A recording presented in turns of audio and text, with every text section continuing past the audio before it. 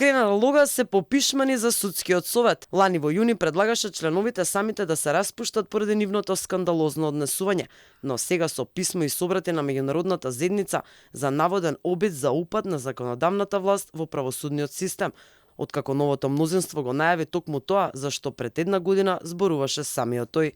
Алфа го праша актуелниот министер што го предомислило да го смени ставот, но тој негира дека се попишманил. Лога се повикува на заклучоците на оценската мисија на ЕУ и тврди дека токму Европската унија се залага за континуитет на овие судски тела. Од работата на оценската мисија имаме заклучоци кои ги споделивме со јавноста, но и онакви кои што не смеевме да ги објавиме.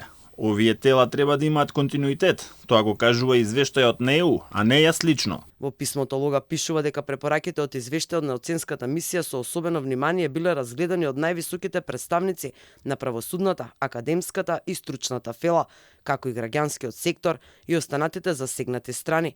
Исто така била формирана и комисија за реформи во судскиот совет. Изразуваме сериозна загриженост што поставеноста на ваква концентрација на моќ на трите власти кај една политичка партија ќе значи пресликување на состојбите и проблемите пред 2017 година, кои што неспорно создадоа заробена држава, констатирано во повеќе бројни извештаи од меѓународните организации. По лошите оценки на ЕУ во последниве години за нефункционалноста на правосудниот систем, како и довербата од 2%, новото мнозинство најави реформи во судскиот и обвинителскиот совет.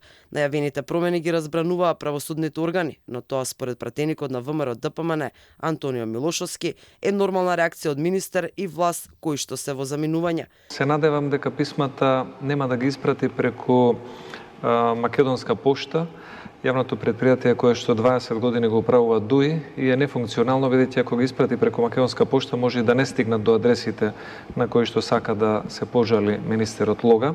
Пред неполна година не само оценувачката мисија на Европската унија, туку и министерот за правда им дишеше во врат на членовите на судскиот совет. Тој дури и формираше комисија која утврди неправилности во работата на судовите, а во однос на работата на судскиот совет го чекаше извештајот на оценската мисија за кој сега вели дека има детали што не се споделени со јавноста.